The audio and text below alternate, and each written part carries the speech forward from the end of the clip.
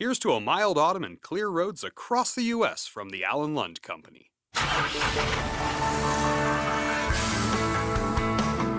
that seems to be where we're at right now, is basically spot rates are blah, for lack of a better term. And I don't see that changing anytime soon. Not the cheeriest way to start the show, but an important topic nonetheless. Scott Thompson here. Welcome to the show. And I'm Ashley Blackford. That voice you heard off the top was from Jason Miller, Eli Broad professor in supply chain management at Michigan State University. We're going to pick his brain about the recent announcement from President Trump related to a 25% tariff on heavy trucks made outside the United States. We'll also find out how the freight recovery is going. Always a good talk there with Jason about tariffs and the freight market. Looking forward to that. Then after that, I finally had a chance to sit down and go through all the sound that I captured from my conversations at this past weekend's Guilty by Association truck show in Joplin, Missouri. So we've got that to look forward to as well. Jason Miller is up next, though. So first things first, let's talk tariffs and the freight recession with Mr. Miller.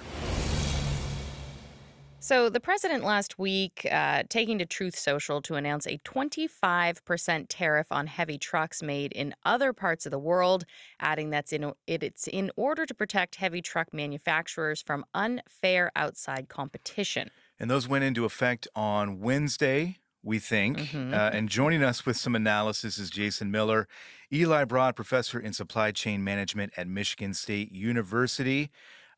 Professor Miller, Dr. Miller, what do you prefer? Just call me Jason. Dr. Jason, got it. Well, thanks for joining us. We appreciate it as always. No, happy to be on. So first off, and I kind of alluded to it there, I personally have seen nothing official from the White House about this new tariff on heavy trucks. Again, aside, as Ashley mentioned there, from that Truth Social post the president put out last week. I just want to start there. Have you seen anything official about this taking effect, or anything rather, for that matter? So I have not, and then that, of course, raises the question of whether this is in effect, because we are waiting for, official documentation of this, because otherwise customs brokers can't update their systems, and CBP as well getting systems updated. So this is one, again, sort of the challenge with a lot of this is it seems things are, how shall we say, a little haphazardly initiated. Yeah. So we don't know if these are actually technically in effect right now. Yes, that is correct. And this is probably the most significant challenge that we've seen with these tariffs beyond their magnitude is simply the fact we don't know what's going on. And especially with this, the one piece of clarity we're really waiting on is whether USMCA exemptions apply or not. Because if the USMCA exemptions would apply, then this is essentially a null issue, because the vast majority of imported heavy trucks come from Mexico, followed by Canada. Yeah, and we also don't know either whether these are sort of stacked on top of, and this kind of is, in relation to what you're talking about there. We don't know if these are stacked on top of the other Section 232 tariffs as well as the reciprocal tariffs either, and whether there is any overlap or whether there will be any overlap too. Again, just kind of adding to this uncertainty, I think, right, about what this is going to look like if and when it is in effect. Exactly. No, I would assume with these that they are not going to stack, that they would be separate, just like the auto tariffs are. So they would be their own, essentially, 25% thing. Gotcha. What is your take on the rationale for these tariffs on heavy trucks? Is there some merit to what the president is saying? In general, I don't believe so, from the simple fact that the majority of heavy trucks consumed in the United States are produced in the United States. We know that just looking at the value of shipments from our domestic heavy truck plants in comparison with the value of imports that are coming from, again, primarily Mexico. It's about 72% of our imports. And then Canada's over another 20%. And so when you look at the fact that essentially the vast majority of heavy trucks consumed in the U.S. come from North America, and we export a lot of parts to those assemblers in Mexico and Canada, it just isn't, to me, very concerning when we really think of this more as factory North America rather than factory United States. Are domestic OEMs facing an uphill battle in the current environment, would you say? Well, I would say right now, I mean, the trucking industry has been in a freight recession from a volume standpoint since, mid 2022. My belief is that volume this year has been a little stronger in terms of overall freight, but pricing has not substantively improved. And so when we look at it right now, new orders have been muted. Haven't seen what the September numbers will be. That's usually kind of on a seasonal basis. We see these big bumps when the next year's order books get opened up. So we're kind of waiting to see that. But it's not been a good time period for any heavy truck manufacturer over this last year, really, to year and a half. Certainly if you compare it to 2023, where production was incredibly strong because we had such a backlog of orders that needed fulfilled from the 21 and 2022 market period. And I think that's maybe the most direct question about this. And I've seen some estimates out there, and I don't have them in front of me right now. But when you look at if and when, again, if and when are doing a lot of heavy lifting here, but if and when this 25% tariff on heavy duty trucks goes into effect, do we have an idea of what effect that would have on prices, not just on new trucks, but as we have seen and as we know, there is a trickle down effect on used trucks as well when you sort of put all these things into place. Do we have an idea of what that might look like here in the months to come? Again, if and when this 25% tariff goes into full effect? So I think it's very difficult to put a number on things, precisely as you mentioned, and that demand right now is rather weak. And so it's difficult to know how confident the dealers here in the U.S. would be about raising their prices. This said, heavy truck manufacturing is an incredibly oligopolistic market. I believe the top 4 manufacturers account for something like 76% of shipments by value based on the 2022 economic census.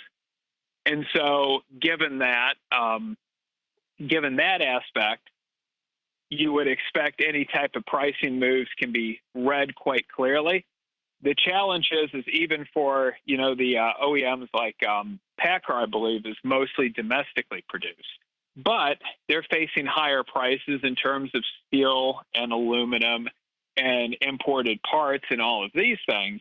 And so essentially, it's not like these tariffs are giving the domestic producers a huge advantage because they're paying more for their inputs. And so there's no doubt in my mind that costs will go up. Is it going to be 5%? Is it going to be 10%? That's where it's a little too early to tell. Sure. Makes sense. Let's look at the two sides of the coin right now with regard to the 25% tariffs on heavy trucks. Option A, the president's desired results happen. Option B, the president's desired results does not happen. What do both of those look like, starting if this does go through and it does happen? So what I would say is, again, the argument that desired results would be a shifting of market share over to U.S. production entirely depends on, where pricing's at with things. I tend to think that when you look at what the tariffs are doing to input costs, I think that this is going to be not a complete wash, but it will be close to a wash. So I don't see there being that much of a shift in terms of where sales are coming from. I think the other big problem that we're going to see, folks run into as we think about, equipment purchasing is it's not just the trucks are more expensive. The truck trailers are now more expensive. Yeah. So you're going to see capital investment. On the one hand, the bonus depreciation from the triple B does give carriers more incentive to buy equipment. On the other hand, that equipment is going to be more expensive. And so those are going to be sort of two countervailing forces. But I think the big thing right now is just I don't see much, demand for new equipment next year. 2025 has not been a good year for carriers from a profitability standpoint. And 2026, at least the first half, isn't shaping up to be much better right now, given all the economic data that we're seeing. Yeah, and to that point, I think you had a social media post recently that essentially said, and please correct me if I'm wrong, because again, I don't have this right in front of me either, but you essentially said that you believed and that there are signs that the U.S. economy might already be in a recession, I believe is how you kind of put it there. We just may not quite know it yet. What are you seeing out there in terms of numbers, data, stories, whatever it may be that kind of makes you think that we're headed down that path? Well, certainly the manufacturing sector, broadly defined, right now appears to be back into a recession. Simple reason being is that both the Institute for Supply Management and 5 Federal Reserve Board regional manufacturing surveys, both sort of sets of those have shown that since February of 2025, manufacturers' new orders, which had been strongly in expansion in January, have shifted back into contraction. And with the 1 month that was positive, showing some strengthening was August. And the September data that's been released, again, showed new orders becoming negative again. And so that in and of itself is very troubling, especially when you account for the fact that manufacturers generate most of the freight that for-hire carriers move. Right now, with the government shutdown ongoing, we're going to be flying a little bit blind for data from, let's say, the wholesale trade sector. So we're not going to have good visibility on what's going on. But the key thing to think about is we just saw much higher tariffs go into effect on things like furniture. Furniture is the biggest containerized import category by far. No one's expecting to see furniture imports increasing. Housing activity in the United States is very weak this year.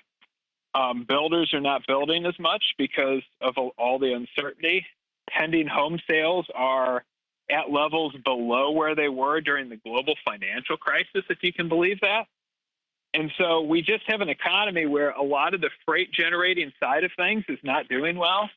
And the Dallas Fed does a quarterly survey of oil and gas company executives.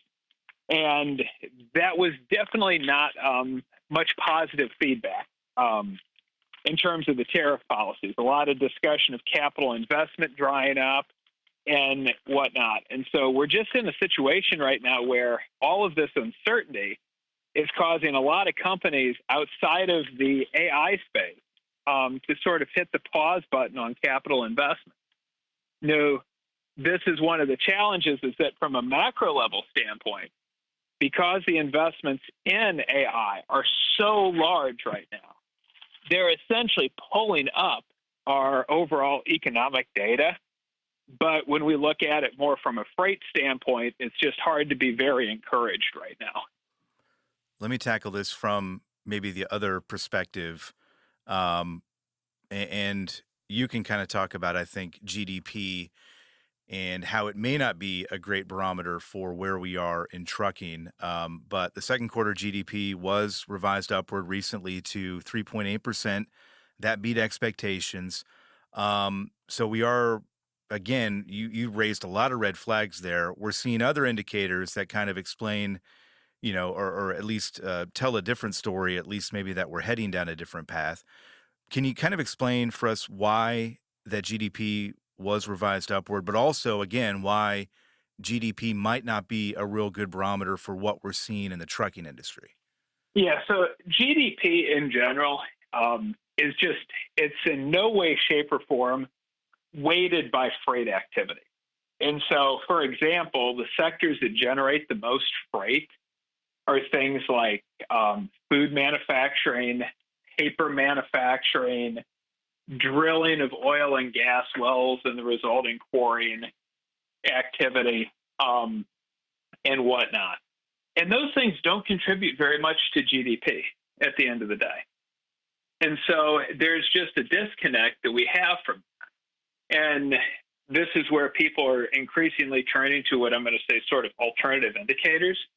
A good example of this is, both Bloomberg and the Wall Street Journal have written articles talking about how box shipments, so cardboard boxes, have been at incredibly low levels so far in 2025. And those box shipments are essentially used as a proxy for consumer demand. And so that's where you start to get a different sort of narrative. But what I would say to folks is that box shipments were at incredibly strong levels in the back half of 2020 and through about the first quarter of 2022, which corresponds to the strongest trucking environment we've ever had. And they've subsequently fallen down since then. And so to me, that is sort of a more indicative indicator of where, trucking is actually going to be at in terms of demand. How is the freight recovery looking? If you could give us a summary. So it depends on whose indices you look at. Cash shipments was down over 9% year over year as of August. I believe FreightWave's tender volume data has been down double digits, like 10, 12% year over year. The trucking ton mile index that I produced, was actually up about 1% year over year in the second quarter, and about roughly 1% as well so far in the third quarter. The 1% year over year gain is not great. That's less than a third of what we were seeing in 2017 from 2016. And so depending on the indicator you get, you either get down or up. And what I would say is the up readings, which I think are probably the closest to accurate, because it's just the index I produce captures every sector with population representative data. Up 1% just is not that great of a reading. And that up 1% is really being driven by investments in that AI infrastructure space. And so to the extent that you're not hauling, freight to the construction sites for the Stargate project, you're probably not seeing that much of an increase in demand. Throw the numbers out, Jason, and let's pretend they're off in a corner somewhere. Just your kind of gut feeling where you're at right now with everything you're seeing, and obviously taking everything that you're hearing into account as well. Where are we? Where are we right now? Because again, you mentioned it. We've been in this recession, this freight recession. Different people may say that we're inching out of it or what have you, but it's been more than 3 years now, essentially. What's your gut feeling about where we are right now? Again, throw all the numbers out, but just your sense of everything. My gut is that we're continuing to move along basically in equilibrium, and equilibrium is not necessarily what carriers want, because that means generally plentiful capacity other than for seasonal tightening. And it means that the rate environment is blah. And that seems to be where we're at right now, is basically spot rates are blah, for lack of a better term. Yeah. And I don't see that changing anytime soon. We'll have our normal holiday tightening here in a couple months. And then depending on what the weather is in January, February, you may have some movement. But right now, until we can get the housing complex thought out and we can get some type of certainty taking place, it is going to be very difficult to see any type of true sustained capital investment. The concern is we keep adding more and more and more things to the list of tariff products. And that is, we keep adding more and more and more, that makes companies less and less and less willing to actually invest because they just don't know what their costs are going to be. They don't know what demand is going to be in a few years. And this is the thing to remember, because all of these tariffs are being done by executive order. They could be reversed on January 20th of 2029. And the challenge is manufacturing investments, you want them to last for 20, 30 years. And it's very difficult to make investments if you can't trust that, the policy that would support it could be eliminated in just 3.5 years. Yeah. I don't think we're breaking news by saying you're not a fan of these tariffs. And we've talked to you before about this and all the reasons for it. With that said, is it too far to go out? And I've seen people say this, and I think maybe I know what you're going to say, but I'm just curious to hear you say it. If not for this tariff uncertainty, and again, it's hard to predict, but would we be in a better place in your opinion, and what might that look like? Oh, yeah. In a counterfactual world where these tariffs don't happen, we would have a much, much, much stronger economy at the moment, because we had 100 basis points of interest rate cuts that took place in late 2024. Those would really be percolating their way through the economy right now. We would have very few concerns about inflation at the moment. And so we would have had more interest rate cuts. You would have had the housing market essentially starting to unlock itself. And you would have had companies being much more willing to engage in capital investment. It wouldn't have been quite as good of a boom as we saw in 2017, and that's simply because the fracking industrial complex is not as elastic to oil prices as it used to be. We will never drill like we did back in those days, and certainly we will never drill like we did in 2012 through 2014 because the underlying economics differ. But had the tariffs not happened, there would be no conversation whatsoever of, are we near a recession? And instead, I think we would be looking at a market that would be very favorable for carriers. When I did my forecast for where I thought things would be at this time of the year last December, I was predicting spot rates going up potentially 20% year over year, which would be a very nice market cycle for carriers. And right now we are pretty much practically unchanged.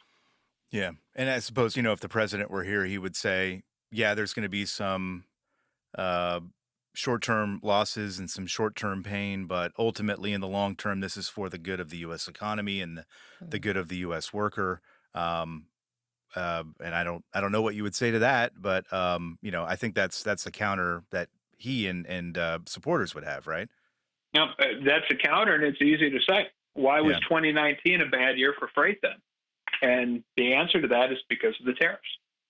Yeah. And in part. And so the reality is this idea that there's short-term pain for long-term gain is utterly silly and a complete anathema to understanding how basic economics. Because I've never heard a situation where somebody would say, well, capital investment intention's falling right now. Well, that's a good thing because in the future, we're going to start investing more in making generic furniture again in North Carolina. No offense. North Carolina's largely moved on from making furniture. They're a biopharmaceutical manufacturing hub right now. And so this is the problem, is a lot of these tariffs are aimed at reviving industries in areas that have moved on from them. And again, what bank is going to go out and actually have to put real money up for some firm to say we're going to produce generic furniture that is only cost competitive because of onerous tariffs when those tariffs could be removed here in, just a few years? And the answer is no bank is going to give that loan out. Yeah. Yeah. How do you see this all playing out, with so much uncertainty and confusion? Do you think there'll be a point where these disruptions become the norm or set a new baseline so there can be some sort of trucking recovery? And if so, how long do you think that'll happen? So right now, my general sense is we will not get a meaningful recovery in the dry van truckload space. The soonest it could happen is Q2 of 2026. And the reason being, we'll get our normal holiday tightening here in November and December. But then freight volumes really fall in February, a later part of January, and then much of February, just because housing construction is in general weak because it's so cold up here in the north. And so basically that means Q1 is not going to be your quarter for recovery, barring some type of cataclysmic weather event. So then that puts us out to Q2. We start getting the home building season kicking off. And then we have to see where things are overall at. The biggest concern I have is that if uncertainty keeps staying as high as it is that we don't see housing activity really pick up next year. And if that happens, we're going to be again in for another rough patch because we need more people moving around. The challenge with that is companies aren't hiring very much. And they're not hiring in part because of uncertainty. People are bringing up AI. I think that's part of it, but I think it's more just in general. It's a lot of uncertainty. And number one rule in economics is the more uncertainty there is, the more you reduce and postpone hard to reduce investments or hard to reverse investments. And hiring people is hard to reverse because you pay fixed costs even if you then let them go. Yeah. Jason, you don't always come bearing good news, but you come bearing good information. And I think we both and everybody here learn something every time we talk to you. So thank you so much for your time. I'm sure we will bother you again here in the near future when something else pops up. But thank you so much. Thanks. Yep. No, thank you for having me. I'm hoping in the future the news will be a little more positive. As are we all. That was Jason Miller, Eli Broad, professor in supply chain management. Trucking with OIDA continues right after this.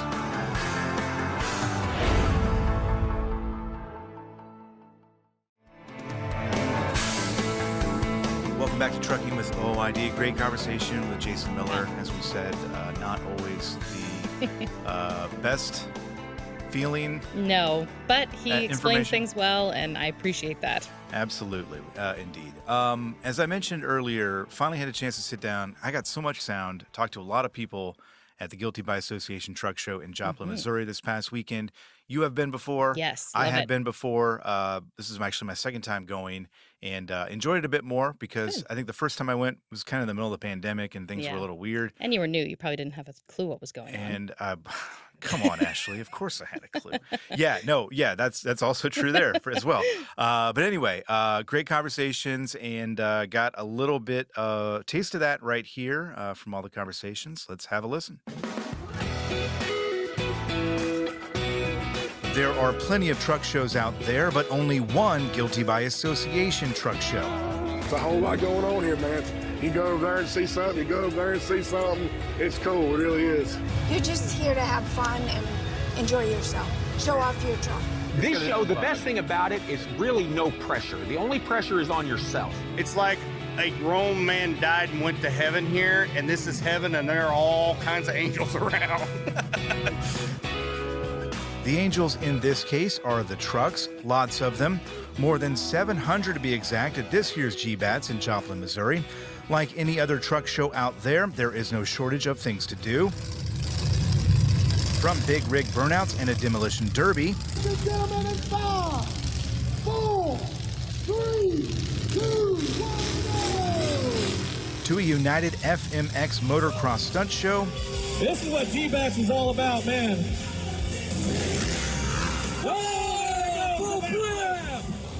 And truck and tractor pull. The schedule of events over the 3-day show in Joplin, Missouri is always full, but there's one thing that sets GBATS apart. It's simple, really. It's the trucks and it's the people. That's the main focus of GBATS, and it's designed that way, a truck show that feels more like a neighborhood block party than anything else.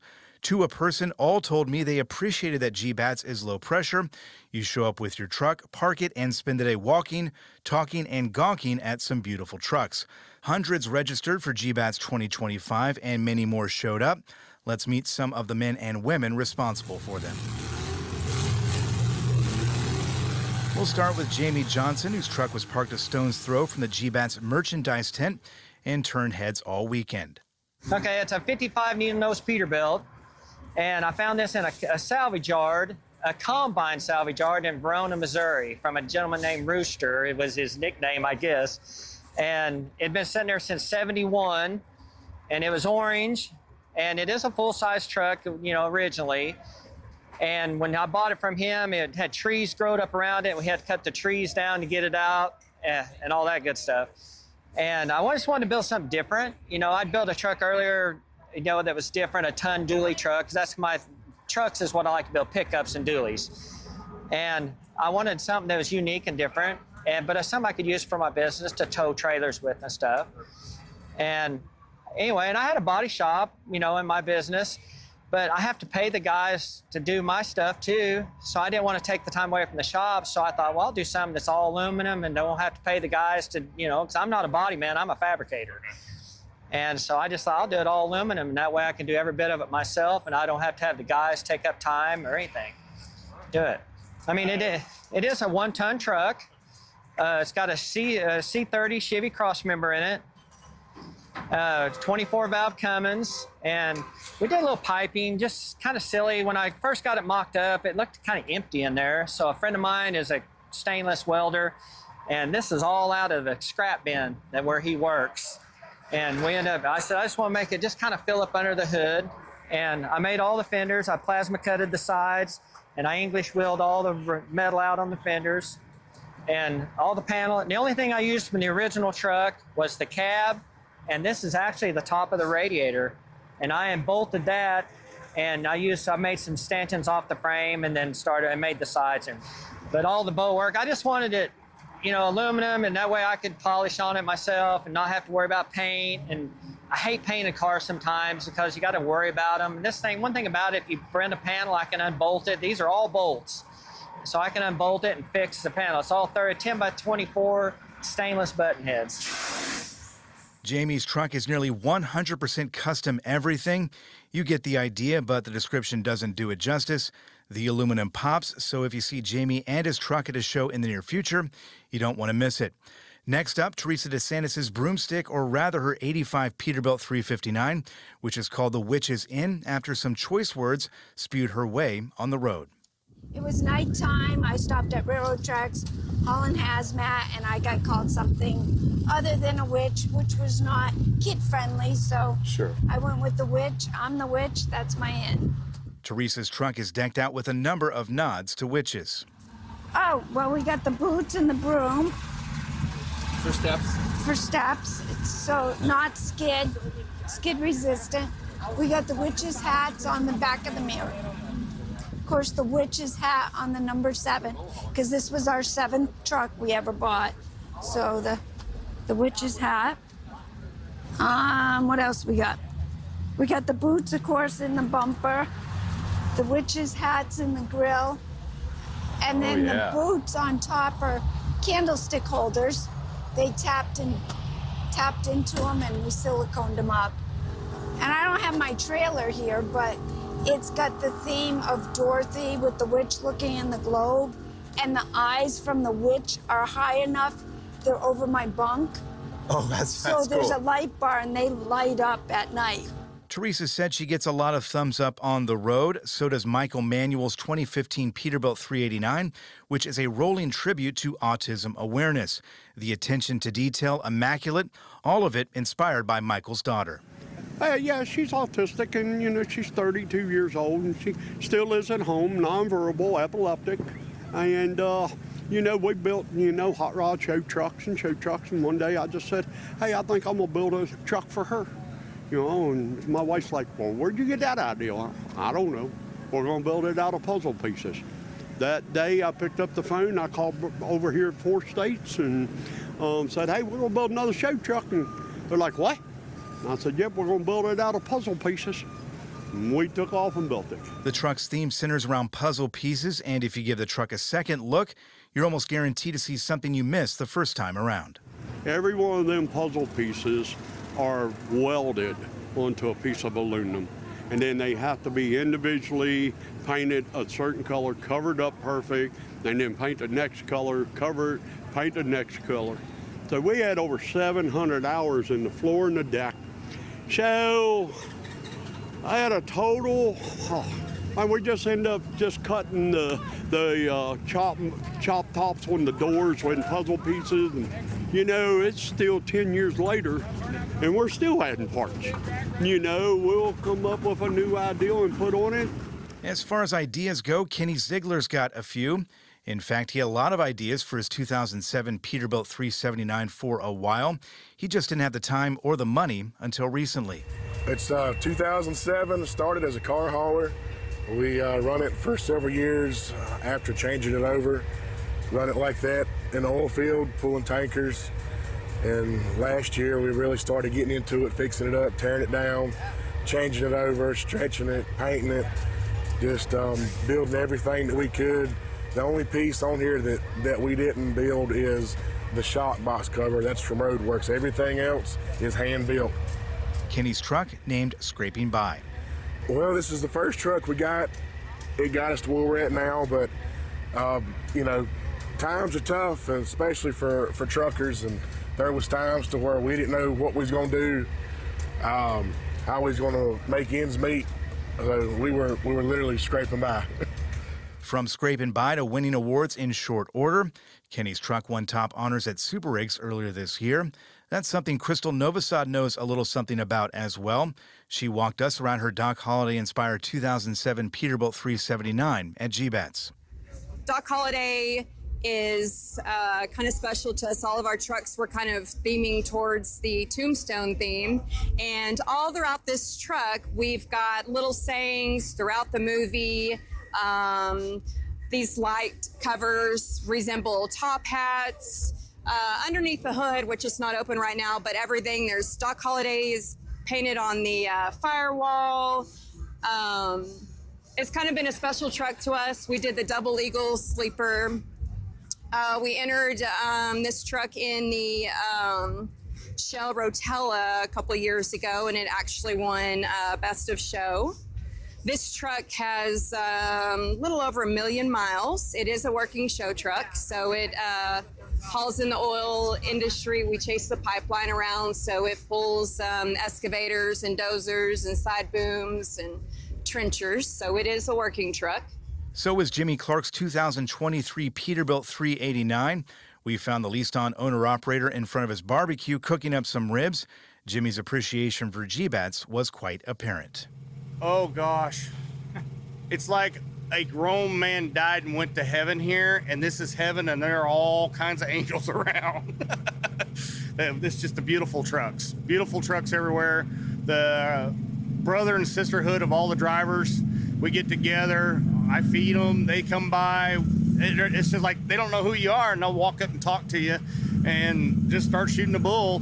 And then Brian himself, bless his heart, doing this for all of us drivers, you couldn't ask for a better boss man. Brian is Brian Martin, the boss man.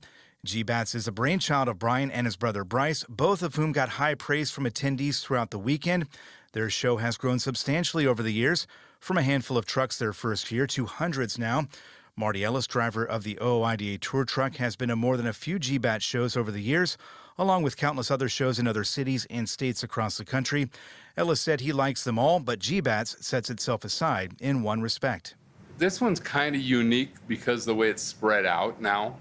And then, this year especially, they're working more and more with the Petro, and the Petro has, put their jamboree with it. So, they're doing their jamboree at the same time. So it's all kind of one big party. But just because I'm over here in the Petro a lot, right now I have no idea what's happening in the other several lots that they're using, because they have to spread it out so much for how many trucks come in and all the stuff that Brian and the gang, and I know it's not just Brian, and then we always point to Brian but he's got a great group of people, puts this on, and he's always trying to find something new. And that's pretty unique. Most shows get kind of in a routine. I won't say rut, but in a routine where they just do the same thing and it works for them and fantastic. But Brian and his gang are always looking to add something on, so you never know what's going to happen the next time you see it. A big component of GBATS is the convoy, billed as the world's largest convoy for Special Olympics. Dennis Simon was driving his 66 358 Needle Nose Pete on Saturday night, one of the hundreds of trucks that participated in the convoy through Joplin. Simon has participated up in the Iowa convoy for Special Olympics several times, representing his youngest son, who has special needs. This was Simon's first time taking part in the GBATS convoy. The convoy, Special Olympics, is huge. My son is 21 years old. He's been competing for probably the last 16 years or so.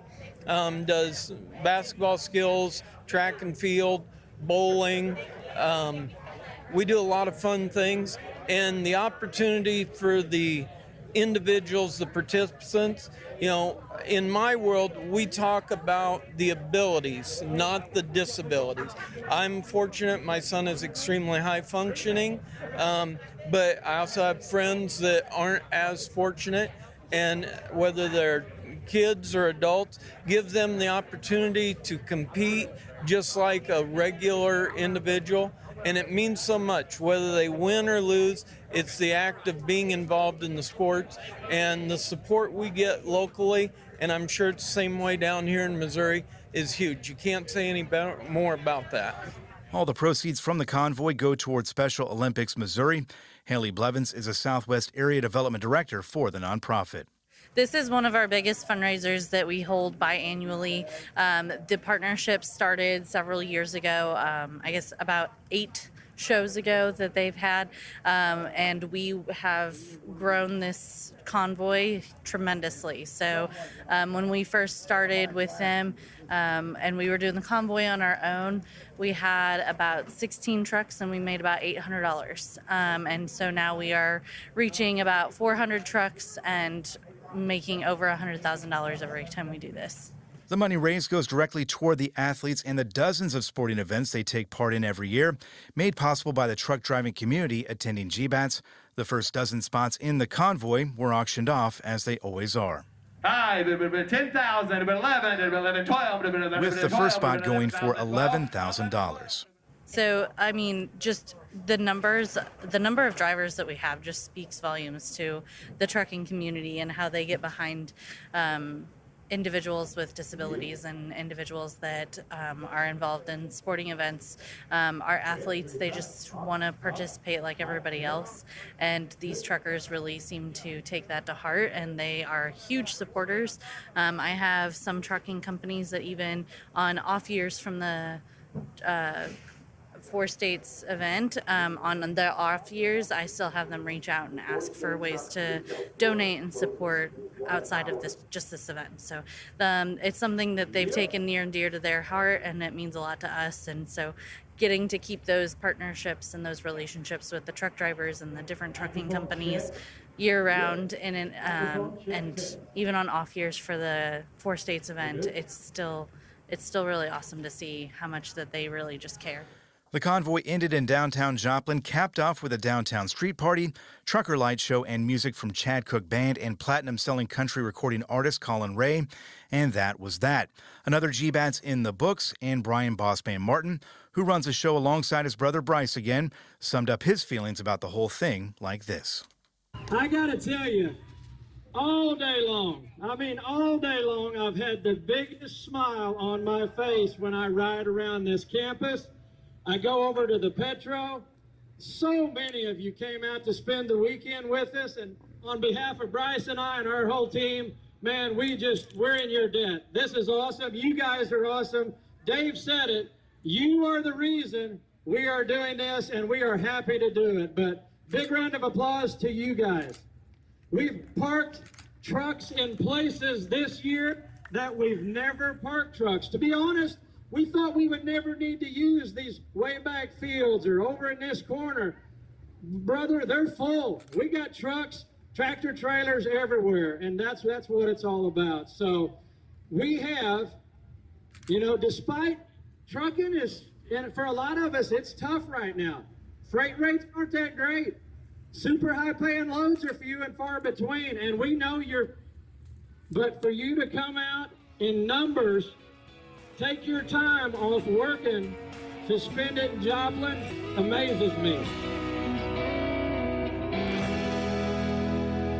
So there it is, Ashley, another Guilty by Association truck show in the books. This was the 13th one Oh, wow. When we talked with Brian Martin a month or so Yeah, ago, a he while wasn't ago. quite sure. I think he had How lost many? track. 13. I'm sure they all kind of blend together Yeah, they after a probably while. do. But you'll have to wait until 2027 for the next one, which I'm sure will have more of the same and a few things, new things going on as well. The convoy, we should mention, by the way, we did hear back, raised $70,000 for Wow. Special That's Olympics awesome. Missouri. It is awesome, and money that will be put to great use For there sure. as well. So there you have it. We're going to take a quick break, but we'll be back with more show right after this. At Truck Stop, we built a better load board for carriers like you. Sign up today and access over 600,000 loads on the most trusted online load board. Learn why the best in the business rely on Truck Stop to make more money and start driving your profit today. Penske is the trusted source for quality used trucks. Whether you search our website, call our sales staff, or bid at our online auction, you are sure to find the right used truck for your business. Visit PenskeUsedTrucks.com to view our inventory and learn more. House Products provides your diesel with total performance and protection. Use Diesel Defender for a full system cleaning. Start treatment early with Diesel Treat to prevent gelling all season. And protect yourself from winter emergencies with Diesel Lifeline. Stay moving with House. Attention all truckers, Dean Michael, the tax doctor here. I want to talk to you about those dreaded tax problems. I know you want to keep on trucking and not even think about them, but let's face it, they're not going away all on their own. You need professional help. I've been helping truckers put their tax problems in the rearview mirror for years. I can help you too. Call me now for a free consultation at 888-557-4020 or go to mytaxhelpmd.com. It's like I always say, keep your eyes on the road, I'll keep mine on the IRS. 888-557-4020. Truckers, your engine works as hard as you do. Don't let torsional vibrations sideline your rig. Vibrotech TVD viscous dampers protect your crankshaft, cut downtime, and keep you earning mile after mile. Over 75 years of trusted protection made in the USA. Find a dealer at vibrotechtvd.com. Since you started, what you've loved about trucking is the freedom. Heading out on your favorite route, a good driving song, and thinking about truck insurance. Well, maybe not that last one. That's why we're here. At OOIDA, we have a full range of truck insurance products, expert advice, and great customer service, helping you get the right coverage for your operation. Go to OOIDA.com, because your job is to drive. Our job is to help with everything else. Welcome back to Trucking with OOIDA. An interesting story out of California. Police recently spotted a vehicle do an illegal U-turn, so they pulled the car over, only to realize that no one was actually behind the wheel. The Associated Press reports that Is it a ghost? It was not a ghost. Oh. Well, no, not a No, ghost. okay. The Associated Press reports they were doing a DUI operation early Saturday morning when a self-driving Waymo made the illegal turn. Ah, the Waymo was I don't know drunk. if it was like going towards the operation, seeing that they were doing DUI testing. Well, that's a red flag. It is a red at flag. a DUI checkpoint when you see someone turn around. Yep. Officers, of course, couldn't write a ticket. They did contact Waymo to report what they called a glitch. They posted this on social media. A lot of comments of people upset that they didn't find the company. Yeah. But there's obviously some like language and stuff, and I don't think that's possible yet, though perhaps we could see that down the line. That's a huge question, right? Huge With all question. of these Yeah. robo-taxis. Yeah. I was in San Francisco recently Oh, and yeah. saw And they have a lot of them, don't they? They had a ton of them. They Mm. were everywhere. And there was the very first, we got out of the train station, the very first street we came to, we saw one and we were So kind of like watching it and there was like nobody in it. There was no passenger in it. Yeah. And then it just randomly just stopped in the right turn lane and had a blinker on to go left. Oh my god. But there was traffic coming. It sat there. We were waiting for our ride share. And it sat human there driver. with a human driver, yes. It sat there for 2-3 minutes. And there were people kind of coming Wow. up behind them. And you honk at it, but What's it? It's not going to do anything. the robo Like, it's taxi doesn't funny, care. but at the same time, it's terrifying. It's it's weird. scary. Yeah, I was talking to one of the Uber drivers about it, and he seemed actually okay with it. He's like, "This is the way it's going. And like, this is the future." And I was like, "All right," but Dang. just super weird. Yeah, We're in a weird, super we concerning. are in a weird place are right now weird, in yeah. terms of all this new stuff going around. I agree. As long as we're sharing stories, this right. one popped out to me. And it kind of reminded me of Jim Hill of Libby. We talked to him about Oh, yeah. audiobooks. Yeah, he was great. Huge Stephen King fan. Yeah, very big. Before we get to that, though, do you have like a song like that's on repeat, like you always go back to it and play it a lot, like an earworm or anything like that? Oh yeah. Because Stephen King does. Okay. What's his song? Well, what's yours? Oh, I'd probably have to. We'll come back to you. Okay, yeah. We'll go around the class and we'll come back to you. Stephen King's is Mambo Number 5 by Lou Bega. Oh my gosh, what a classic! Which came out in 1999. Yep. That song is so divisive. Either you absolutely enjoy love it, or you absolutely. I'd like it. You're on the love it side. Yeah. Well, you and Stephen King are in the we same have something boat. in common. So he's promoting a new novel called Holly. He told this story to Rolling Stone about how he's apparently, I guess he's got the dance mix of the song, which has a bunch of different varieties, like instrumentals and things. So he basically for a while, and he didn't say how long it was, but was playing the song over and over and over and again to the point where his wife said to him, "If you play that one more time, I'm going to bleep and leave you." She means business. She hasn't left him. They've been married That's since good. 1971. So good on Going them, going strong. But it just reminded me, and anytime I see a story like that, it reminds me, celebrities, famous people, rich people, whatever. Yeah. Still have the capacity to annoy the living daylights out of their significant other. Hilarious. So it makes you realize, hey, we all put our pants on one leg at a time. That's true. Yeah. All Stephen right. King. There you go. October 2nd, big day, National Smarties Day. Oh, okay. So this is one thing. So if you didn't know, from Canada, moved to the U.S., this is one thing that What? You're Canadian? boils my blood about Oh, Smarties. okay. They're not called that in Canada. They're called Rockets in Canada. Rockets? Rockets. And I Same exact product? Same exact product. Okay. I feel like they're like Tums for children, like the chalky sort of. Sure, yeah. I don't hate them.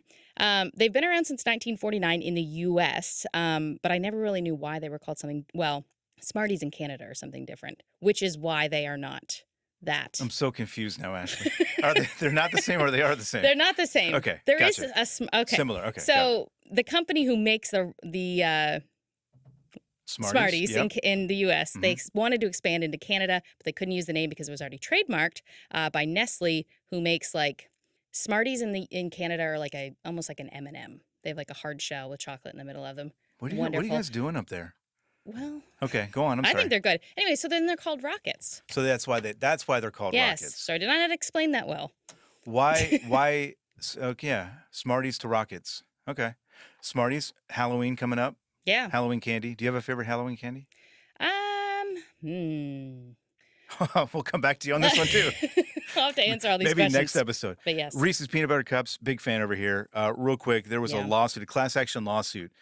People sued them saying that the themed Halloween themed candy, the spooky face that's on the cover. Yeah. They said that there wasn't a spooky face on the actual the chocolate. pumpkin ones. Yeah, I saw that. So a judge dismissed that case last week and said you have to show some economic harm in order to get that. Which I don't think there is because everybody loves those. No, yeah, and to my point, it's like who cares? Who's buying? But somebody saw they were on another package, so like the technology's out there. Yeah.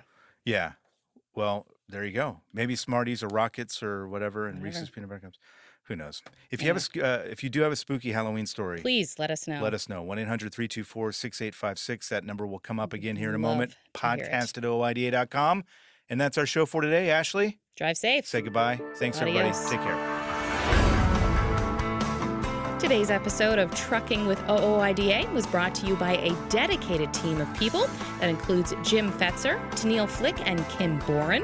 You got thoughts? We'd love to hear them. You can call us at 1-800-324-6856 and leave us a message, or send us an email at podcast@ooida.com, and we might just include it on the show.